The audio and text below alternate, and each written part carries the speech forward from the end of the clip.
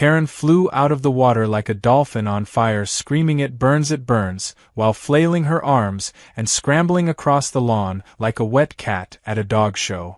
She had launched herself headfirst into what she thought was a luxury pool meant for lounging and HOA cocktail hours, but instead landed straight into an Arctic cow bath, filled with 600 pounds of ice and 2 confused Highland cattle licking salt blocks nearby. I stood there on the porch sipping iced tea, trying not to choke from laughing as she slipped on a patch of mud and yelled at me that this was attempted murder by refrigeration. The 911 call she made right after went something like this: "Yes, hi, I think my internal organs are frozen and I want to press charges for negligent swimming pool conditions." She didn't even live on my property. Heck, she wasn't even invited. That was the day I learned HOA Karen didn't just cross the line, she did a cannonball over it. It all started that scorching Saturday in July when the heat wave turned everything outside into a giant microwave. I had just finished rigging up the cow cooling pool like I did every summer. It wasn't fancy, just a large steel livestock tank I'd converted into a sunken cold bath with bags of crushed ice dumped in every morning. My Highland cattle were especially sensitive to heat, and I'd be damned if they were going to suffer through triple-digit temperatures while I had the means to help them cool down. I had built that setup with my own 2 hands years ago when Grandpa left me the ranch, and even added a small shade awning and fence around it to keep nosy neighbors from interfering. Turns out fences didn't stop certain types of neighbors, especially ones who thought they owned everything they could see. Karen was the president of the HOA that bordered my land. She lived 3 houses down from the edge of my pasture in a stucco monstrosity with fake columns and those tiny yard flamingos that always seem to glare at you. She was known for sending out violation notices for things like mailbox height and unpatriotic porch paint. The kind of woman who wore aviator glasses inside and thought every barking dog was a direct attack on her lifestyle. But nothing she ever did prepared me for the moment she decided my cow pool was actually hers. That morning I was minding my own business, tossing another load of ice into the tub, while Daisy and Mabel the cows gave me approving grunts. I was wearing cargo shorts and an old t-shirt and had just settled down with a cold drink when I heard the sound of someone climbing the back fence. I figured it was a raccoon or maybe one of the neighborhood kids trying to take a shortcut, but then I saw the top of a wide-brimmed sun hat bobbing over the wood slat. A second later Karen flopped over the edge and landed on her feet like she was sneaking into a country club. She didn't even look around. Just strutted right past the cows, who eyed her like she was an alien, and stood at the edge of the ice pool with a satisfied smirk. I started walking toward her, but before I could say anything she shouted, "Oh my God, finally a civilized feature in this dump," and launched herself into the tub like she was auditioning for the Olympic dive team. What followed was a sound I can only describe as a combination of dolphin screech and blender malfunction as she hit the ice water and came flying back up in less than 3 seconds. Her face turned pink, then purple, then a strange shade of regret. She shouted at me accusingly, "What kind of psychopath fills a pool with ice who does that to their neighbors?" I pointed at the cows who had backed up slightly, now staring at her with what I swear was cow confusion, and said, "It's not for neighbors, it's for them." That's when she really lost it. She started shivering so hard she knocked over a salt block, then slipped trying to climb out and landed flat on the grass. I tried to help her up, but she swatted my hand away and screamed, "Don't touch me, I know my rights, I'm calling the authorities." 5 minutes later she was on her phone pacing in soaking clothes, while still shivering, yelling into the receiver about pool sabotage and cow accessories being a legal health hazard. I stood there, arms crossed, watching her like a live sitcom as the dispatcher apparently tried to understand what exactly the emergency was. Karen kept yelling phrases like unregulated refrigeration and toxic cow presence. Eventually she stormed off, muttering about lawsuits and animal control and how I'd regret humiliating her in front of God and the HOA. Later that day a deputy actually showed up. Young guy with mirrored shades and a confused expression already on his face. He looked at the ice bath, the cows, the fence, and then at me. I gave him the rundown and even showed him the feed tags and livestock wellness certificate I kept taped inside the barn. He side-chuckled and said this is the weirdest call I've gotten all month and told me no crime had been committed. When I asked him if Karen could file anything, he shook his head and said not unless you dumped her yourself, which I assume you didn't. I told him she dove in like a penguin with a grudge, and he laughed again before driving off. But the real fun started that evening. Karen returned with an entire printed binder of what she called community guidelines. She demanded I drain the pool immediately, saying it was a public safety concern, and cited some obscure HOA bylaw about recreational water features requiring prior approval. I reminded her that my land wasn't even in the HOA jurisdiction and that the pool wasn't recreational, it was veterinary. She accused me of fabricating cow spa therapy to get around the rules and warned me that the board would take legal action. That was when I decided I wasn't going to take this lightly. You see, this wasn't just about Karen being an entitled pain in the neck. It was about control. She thought she could push her way around because she wore a name tag at community meetings and printed memos in colored folders. But this was my land, my animals, and my right to keep a couple cows cool on a hot day without needing HOA permission. What Karen didn't realize was that I wasn't just some guy with a barn and a funny accent. I had resources, I had history, and I had a plan forming. By nightfall she had filed some kind of complaint with her board and posted a passive-aggressive message on the neighborhood forum warning about trespass hazards and unidentified bodies of water on adjacent properties. But while she was typing away in her scented candlelit office, I was setting up a brand new motion-activated camera on the fence just in case she decided to come back for round 2. What she didn't know was that this whole ordeal had gone viral thanks to my cousin streaming part of it on his phone. The video was already getting shared under the title Cow Spa Karen Attacks Ice and Loses. That was day 1. A pool full of ice. A cow-friendly idea. And one HOA president who'd learn that just because you shout doesn't mean you win. Especially when the cows are on my side.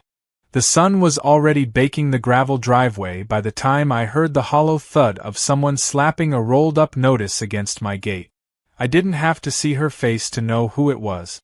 That signature stomp in wedge sandals, the scent of artificially floral perfume lingering in the air like a hostile warning, and the distinct sound of someone muttering about bylaws under her breath. It was Karen. I peeked through the slats in the fence and saw her sticking a laminated citation to one of my fence posts with pink duct tape, standing back like she'd just tagged a wild animal in its habitat. I didn't even have to read it to know it was nonsense, but curiosity got the better of me. I walked out with my coffee, still in my boots and flannel shirt, and read the freshly printed atrocity. It was a formal HOA violation addressed to resident of adjacent property, demanding the immediate removal of unregulated aquatic installation, and citing a completely fictional clause about visual pollution and unauthorized thermal experiments. She had even stamped it with an imitation gold seal. I almost laughed, but she was already talking. She crossed her arms and stared at me with a squint that said she was expecting resistance. I gave her none. I just let the silence hang long enough to make her uncomfortable. Finally I asked her if she seriously believed the HOA had jurisdiction over my cattle bath. She nodded with the kind of smug confidence usually reserved for cartoon villains and informed me that my fence technically touched the shared community boundary and that meant certain responsibilities extended into my zone. She even pulled out a folded map with highlights and arrows she'd drawn herself in what looked like glitter gel pen. According to her logic, because my land was within visual range of the main HOA walking trail, it was legally subject to aesthetic standards and safety audit. I asked her if cows counted as visual pollution too. She didn't blink. She said they were technically a biohazard when combined with unfiltered water sources. I reminded her, again, that this wasn't a community swimming pool and there was no unfiltered anything about it. It was a stock tank filled with clean water and ice, specifically for my livestock. And if she had an issue with that, she could take it up with the Agricultural Extension Office. She smirked and said she already had. My stomach tightened slightly. That meant she was trying to go bigger. This wasn't just about trespassing or embarrassment anymore. This was about control. She wanted to make my pool a symbol of rebellion against her little empire of rules and regulations, and she wasn't about to lose. The next day, a man in khakis and a tucked-in county badge shirt showed up. He introduced himself as Ron from Zoning Compliance and held a clipboard like it was an ancient scroll. I offered him coffee and he politely declined. He explained that someone had filed a complaint about an unpermitted water structure potentially affecting runoff and community aesthetic. I walked him out back and showed him the entire setup, explaining the tank's purpose, its safety measures, how it wasn't plumbed into any public line, and that it had been operating without issue for 3 years. The cows were lounging peacefully, half submerged in the cold water with fans set up nearby, living their best lives. Ron chuckled, wrote a few notes, and said it looked like the animals were better off than most humans during this heat wave. He said he'd file it as non-violation unless something changed. I thanked him, and as he turned to leave, I saw Karen peeking from behind her hedges with binoculars. That evening I checked the local HOA forum. Karen had already posted a message titled, "Dangerous Developments on Perimeter Property." In it, she warned about hazardous conditions affecting the integrity of our community image, and made veiled threats about unregulated water systems contributing to mold, rats, and mental distress. I almost choked on my iced tea when I read the part that claimed the presence of cows near suburban fences was a psychological trigger for some resident. Below it, neighbors were actually replying, but not how she wanted. One guy posted a photo of the cows with sunglasses and called it the best thing he'd seen all week. Another neighbor named Kathy wrote that her toddler loved seeing the cows and asked if I ever hosted animal visit. A handful of residents even offered to help maintain the cow bath. Karen's thread was getting ratioed hard. The public was siding with the cows. But Karen wasn't done. The next day, she upped her game. I found a sign staked just outside the fence, right at the edge of where HOA property began. It read Future HOA Public Recreation Space, Coming Soon, in printed block letters with Karen's name underneath in tiny font. She had taped a mock survey over it with several lines titled, Pool Access Suggestions, and Hours for Community Use. It was a piece of paper stapled to a stick, but she was already acting like she was opening a hotel. I calmly removed the sign, walked it back to her porch, and left it neatly rolled with a bough made of baling twine and a note that said, Respect fences and livestock. Moo means no. Karen showed up at my doorstep 5 minutes later fuming. She demanded to know how I could be so selfish with a community resource. I told her again, calmly, that the ice bath was for livestock. Not humans. Not parties. Not some weird HOA spa club. Livestock. She accused me of lying. She said I was hiding behind fake rules and exploiting loopholes in land usage policy. When I asked her if she'd like to talk to my cousin, who worked at the county assessor's office, she paled just a little and stormed off. 2 mornings later, it escalated again. I woke up to find that someone had tried to hang a string of tiki lights along the outer fence and left behind a plastic lawn flamingo wearing a tiny inner tube. I had a feeling who did it but waited for confirmation. That afternoon, I checked the camera footage. Sure enough, Karen and another woman from the board had come by late the previous night, trying to stage the area to make it look more recreational. The cows, bless them, stared the entire time. Mabel even followed them from the other side of the fence like a suspicious lifeguard. I posted the footage online with the caption, Nighttime Trespassers Attempt to Turn Cow Tub into Community Pool. The comments were gold. And then came the cherry on top. Karen filed an emergency HOA meeting, demanding that members vote to designate the area adjacent to my property as an HOA-sponsored community relaxation zone. She made a dramatic speech about unity and hydration and even quoted a made-up statistic about heat stroke rates among suburban adults. But right before the vote, someone asked if the land in question was actually within HOA control. When she said, "Technically not yet," the room erupted. One old man stood up and declared, "Karen, we're not annexing farmland for a kiddie pool, we just want you to stop harassing the cows."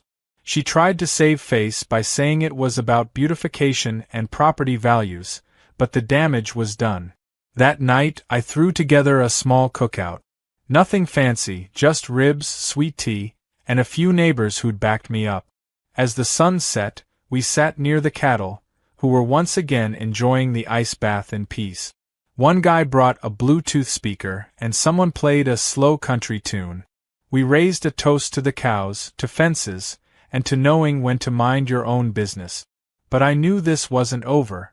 Karen wasn't the type to accept defeat. She was the kind who'd double down and find new ways to cause problems. I'd won this round, but the next was coming. And I was ready for it. It was 2 days after the cookout when I noticed the blinking red light perched at the top corner of Karen's roof, angled perfectly toward my pasture. At first I thought maybe it was some new weather gadget or a motion detector for her prized rose bushes, but then I saw the lens glinting in the morning sun. It wasn't just any lens. It was a surveillance camera, pointed directly at my ice pool and the area around it. I stared at it for a while, sipping my coffee, the cows munching hay behind me without a care in the world, and I knew then that Karen had graduated from annoying to obsessed.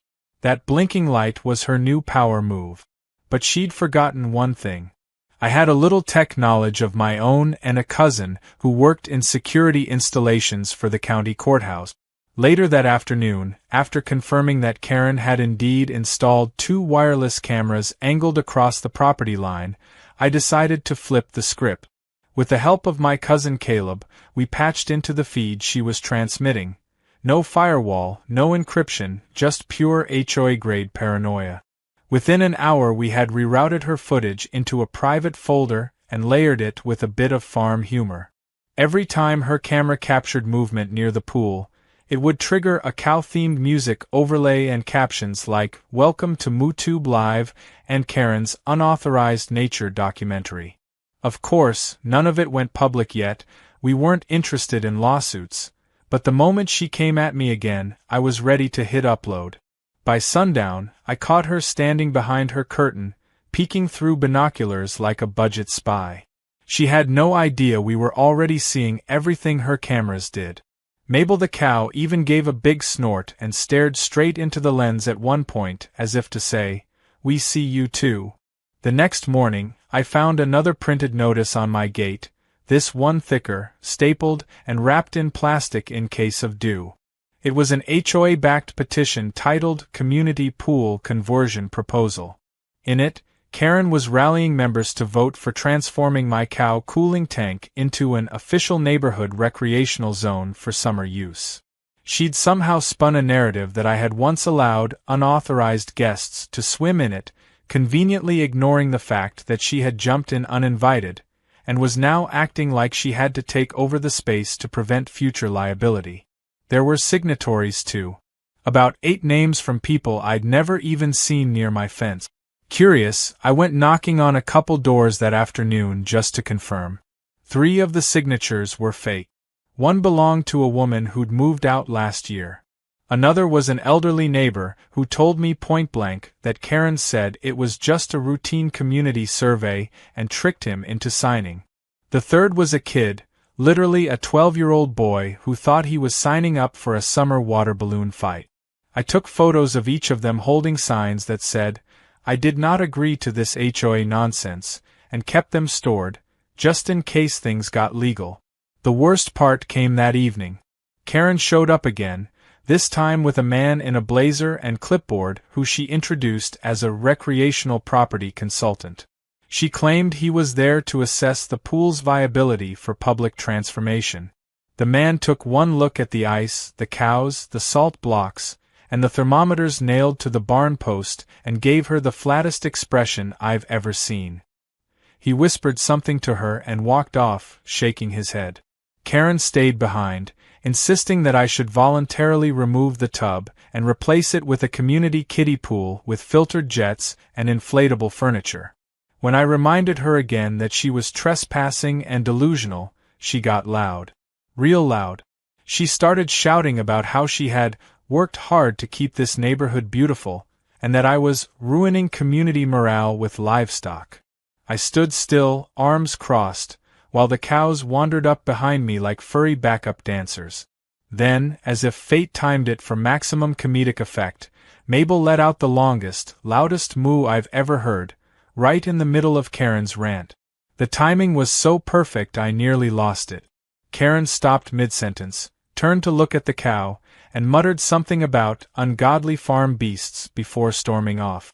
The next morning, everything turned digital. Karen launched an online campaign in the HOA's private app titled Rescue the Pool.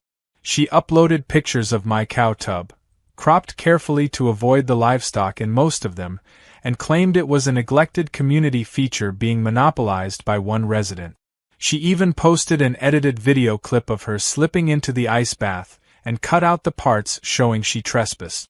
She added captions like, "This could be your summer too," and "Don't let one man freeze out the entire neighborhood." Within hours, the post was flagged by several neighbors who had been at the cookout and knew the real story. Still, a few curious folks messaged me asking what exactly was going on. One even asked if I was hosting cow yoga next Saturday. That's when I realized Karen wasn't just coming for the pool. She was coming for attention. She didn't care about the cows, or the water, or even the property line. She cared about the spotlight. And when she couldn't control something, she tried to spin it into something she could. So I decided to hit back, not with rage or threats, but with something far more powerful: mockery. Caleb and I spent that evening editing the MooTube footage into a hilarious parody episode. We added dramatic music every time Karen stepped into frame, sound effects whenever a cow blinked at the camera, and a narrator voice that sounded suspiciously like a nature documentary. It started with "Welcome to the majestic pasture, where Highland cows relax in carefully cooled waters, unaware that a territorial suburban predator lurks nearby." We didn't upload it publicly, not yet, but we played it during poker night with a few local friends, and one guy laughed so hard he spit beer out his nose. Word started spreading. People asked me to release it online. I held off, not because I was worried about the backlash. By now, most of the neighborhood was on my side, but because I knew Karen would do something even dumber if I gave her just enough rope. And sure enough, she did. 3 days later, one of the motion cameras caught her sneaking around the side of my barn in the middle of the night. Wearing all black, with a flashlight, she was tiptoeing around like a cartoon burglar, carrying what looked like a container. When she reached the edge of the cow tub, she poured something into the water. She had no idea there was another camera above the barn angled straight at her. The next morning, I found the cows agitated and the water foamy with bubbles. It wasn't harmful, thank God, but it smelled like lavender detergent and bath beads. Karen had literally tried to sabotage the cow bath with bubble bath. That was it. I called the sheriff, gave them the footage, and pressed charges for trespassing and tampering with livestock property. The deputy who came out was the same one from before, and when he saw the footage, he burst out laughing before collecting the evidence. He said, and I quote, "Man, this woman's gonna end up in a Netflix documentary if she keeps this up." As Karen was being questioned, she doubled down again, yelling that I was poisoning the community and that her spa initiative was sabotaged.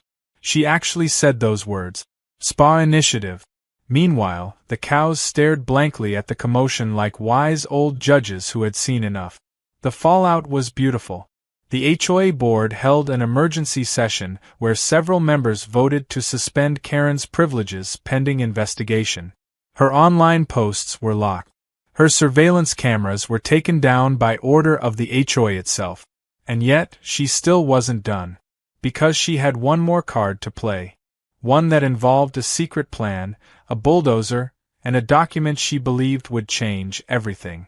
And that's when I knew the real war had just begun. 3 days after the bubble bath sabotage, things went oddly quiet.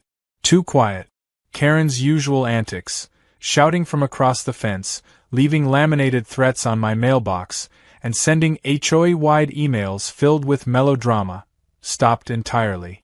For someone as obnoxiously persistent as her, the silence was suspicious, like the calm before a stampede. The cows sensed it too. They'd gotten used to her racket, and now even Daisy looked up more often from her hay pile, ears twitching toward the suburban houses like she knew the enemy was regrouping. That's when I saw the flags. Orange survey flags, poked into the ground like neon weeds, lined up along the edge of my pasture. They hadn't been there the day before.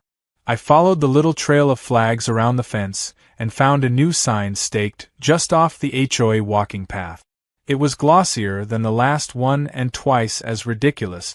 It read, "Future site of HOA Wellness Spa and Reflective Garden Underboard Review Your Dues at Work." Below it in smaller print was Karen's signature. She wasn't just trying to take the cow pool anymore. She was trying to annex part of my land into the HOA to turn it into some twisted idea of a community spa. But the most alarming part wasn't the sign. It was the unmistakable tracks in the gravel beside it. Bulldozer tracks. Real ones. At first, I thought maybe it was a prank. Or maybe she was bluffing. But when I called Caleb and had him cross-check recent permit filings, we found it. She had submitted a proposal for land reclassification with a supporting petition, one that, again, included forged signatures, some of which belonged to HOA board members who had already stepped down. But the kicker was that she had somehow convinced a landscaping company to schedule a pre-clearing consultation for the following morning. That meant a crew was coming, with equipment, onto my property, and they didn't even know it wasn't hers. The moment I hung up the phone, I started preparing. I printed out the official land deed with boundary coordinates, laminated it, and stuck it to every fence post on the side facing her property. Then I contacted Sheriff Wyatt, who was already all too familiar with Karen's antics. He agreed to send someone out that morning just in case things went sideways.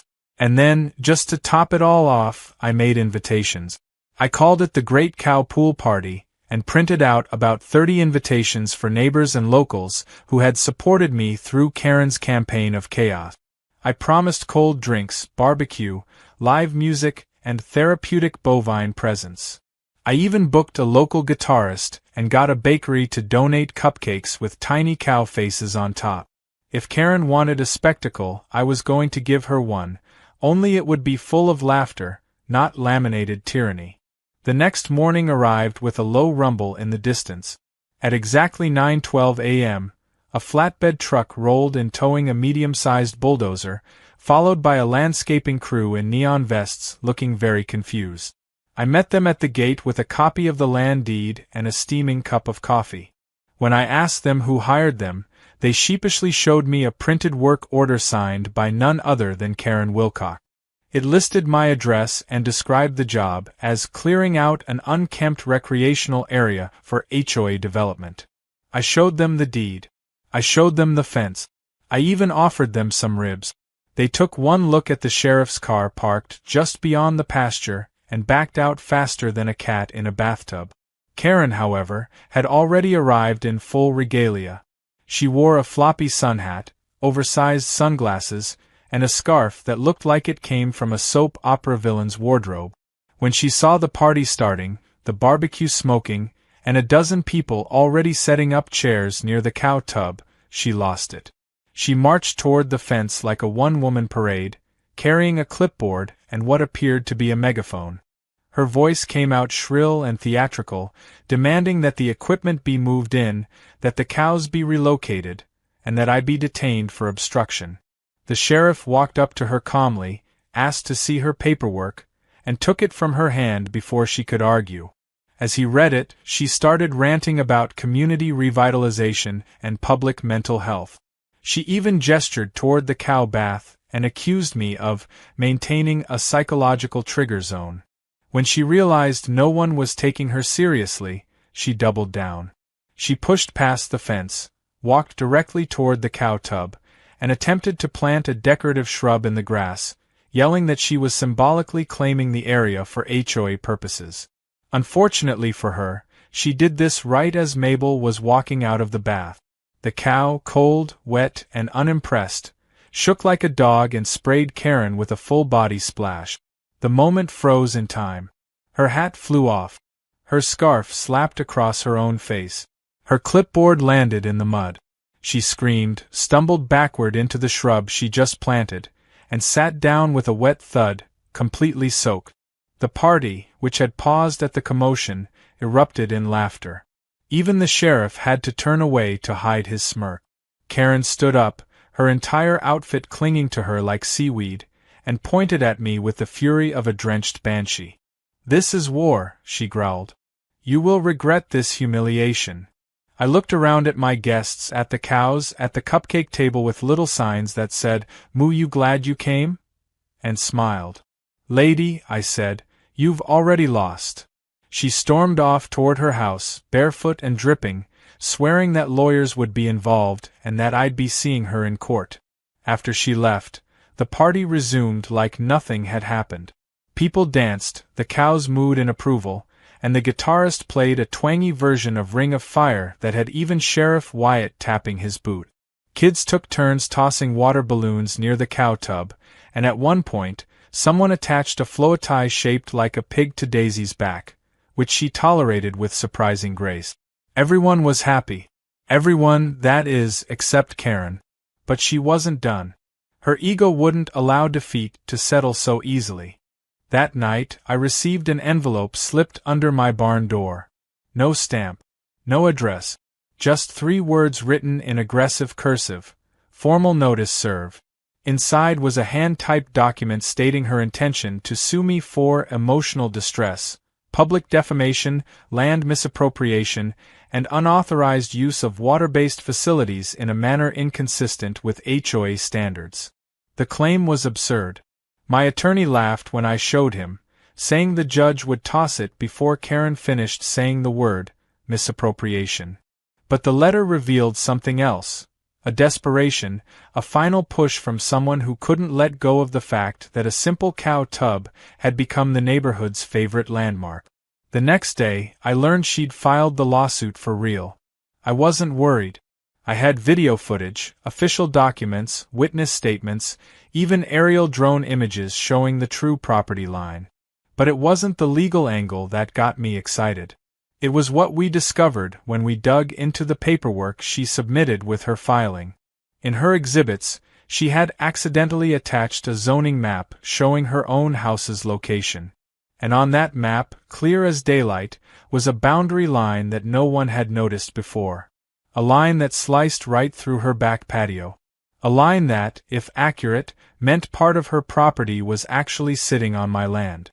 That was the moment everything shifted. All her power, all her posturing, all her crusades against my cows, they had just been flipped. Because now I had something she couldn't spin, couldn't yell over, and couldn't bubble bath her way out of. It wasn't just about cows anymore. It was about land. About ownership, and the map in my hand meant that Karen had been trespassing every time she watered her lawn. She had no idea what she'd just unleashed, and I had no intention of letting it slide.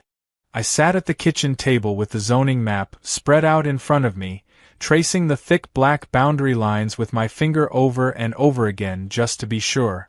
It wasn't a prank, wasn't a misprint, and sure as day wasn't some technicality Karen could talk her way out of. According to county records, the entire back 10 feet of her property, including the fancy patio furniture she always bragged about and the spot where she staged her HOA spa photoshoot, was on my land. Not adjacent. Not disputed. Fully and legally mine. That meant every potted plant, every tiki torch, and even the extension cord she used for her bug zapper was sitting on ground she didn't own. All this time she'd been marching over here with her clipboards and complaints while throwing summer parties on a patch of my dirt. The absurdity of it made me laugh until I wheezed, but beneath the laughter was something colder and sharper. A decision forming. I'd let a lot slide since Karen first belly-flopped into my cow tub, thinking maybe she'd get bored or embarrassed and eventually move on. But now she was suing me, fabricating documents, and using HOA funds to fuel some personal war. She wanted to play with fire, but forgot who built the fence and who owned the matches. I didn't tell her right away. That would have been too easy. Instead, I quietly made an appointment at the county recorder's office, filed the necessary paperwork to formally assert my rights over the portion of land in question, and then contacted my lawyer to draft a notice of encroachment. It was all official, airtight, and legally sound. I made sure of it. While that was being processed, I had Caleb fly his drone over her backyard and take fresh high-resolution images, just in case we needed evidence showing structures on my property. Meanwhile, I began drafting a polite but firm letter to deliver once the papers were signed and sealed. But Karen, of course, didn't wait. 3 days before the court date for her nonsense lawsuit against me, she showed up with another ridiculous plan. This time she came wearing a blazer and a headset, trailed by a man carrying a folding table and a stack of what looked like HOA promotional flyers. She set up the table on the sidewalk just outside my fence and started handing out pamphlets that read, "Community Action Against Unlawful Land Use." She was trying to recruit neighbors into forming a subcommittee focused on reclamation and beautification of neglected adjacent property. Most people took the flyer, nodded awkwardly, then walked away. A few openly asked if this was about the cows again. One man glanced at the bold title, handed it back, and said he'd rather donate to a goat sanctuary than deal with her another minute. But Karen, undeterred, kept pitching her twisted version of events like a bad timeshare presentation. I waited until her little setup was in full swing before stepping outside. I didn't say a word, just stood there at the gate holding a large manila envelope and watched her try to pretend she hadn't seen me. When she finally looked up, I smiled and walked over calmly. Without a word, I laid the envelope on the folding table, opened it, and revealed the official stamped documents proving that a significant portion of her backyard, her patio, and even her prized rose trellis sat squarely on my property. Her face went pale. Not red, not flushed, but ghost white. She picked up the map and squinted at it like she could somehow will the lines to move. Then she looked at me and whispered, "No, that's not possible." I told her it was not only possible, it was already in the county record book. I added that my legal team would be filing a formal notice demanding the removal of all personal property from my land within 14 days. And if she failed to comply, we would seek legal remedies which, depending on the judge, could include monetary damages or even forced removal at her expense. I said it all with a straight face, not a hint of rage, just cold precision. Karen blinked several times like she was buffering, then tried to launch into some impromptu speech about historical neighborhood boundaries. I cut her off and said the land was mine, the cows were staying, and her tiki torches had 30 days to find a new home. The next morning, she took down the patio lights. Quietly. No audience. No HOA emails. Just her and a small ladder, working in silence like someone slowly packing up a dream that turned out to be a delusion. It was surreal watching her try to undo her own fantasy in slow motion. But what came next was the twist I didn't expect. Instead of withdrawing her lawsuit like any reasonable person would after discovering she was in the wrong, Karen doubled down one final time. On the day of the court hearing, she walked into the small claims courtroom in full business attire, dragging a rolling briefcase and acting like she was delivering the opening arguments at the Supreme Court. She presented a slideshow of blurry photos, printed graphs, and even brought in a stack of emails from HOA members complaining about unrelated things like traffic noise and garbage can lid. None of it had anything to do with me. She was throwing sand in the wind hoping some would land in the judge's eyes. But then came my turn. My attorney calmly presented the cow tub's purpose, the agricultural certification, the video of Karen's trespassing, the bubble bath incident, and finally the boundary map showing her encroachment. The judge didn't say a word for nearly a minute after the presentation. He just stared at the documents, then looked at Karen and asked, "You filed this lawsuit?" She nodded proudly. He rubbed his temples, exhaled deeply, and dismissed the case with prejudice. That meant she couldn't file again. But he didn't stop there. He reprimanded her in front of everyone for wasting the court's time and warned her that any further harassment of adjacent landowners would be treated as a legal offense. Karen sat frozen, jaw slightly open, still clutching her binder like it could shield her from reality. That night, I hosted the biggest barbecue the ranch had ever seen. More than 60 people came. We had live music, fireworks, and even a dunk tank filled with ice water, just for old times' sake. The cows got their own corralled area with shade tents and feed buckets decorated like party bowls. Caleb played the MooTube video we'd been saving on a projector screen for everyone to see. The crowd roared with laughter at every slow-motion clip of Karen falling into the cow tub, getting sprayed, or trying to command her way out of embarrassment. The final frame showed Mabel the cow chewing her cud next to a sign that read "Moo means no." The applause lasted nearly a full minute. Karen never showed her face that night. In fact, the next morning, a moving truck arrived at her house. She wasn't there to supervise. Someone else handled the packing. Neighbors whispered that she had gone to stay with her sister in another county. Others said the HOA had quietly asked her to resign after the court hearing made her a punchline. Whatever the truth was, by the end of the week, the house had a for sale sign in front of it.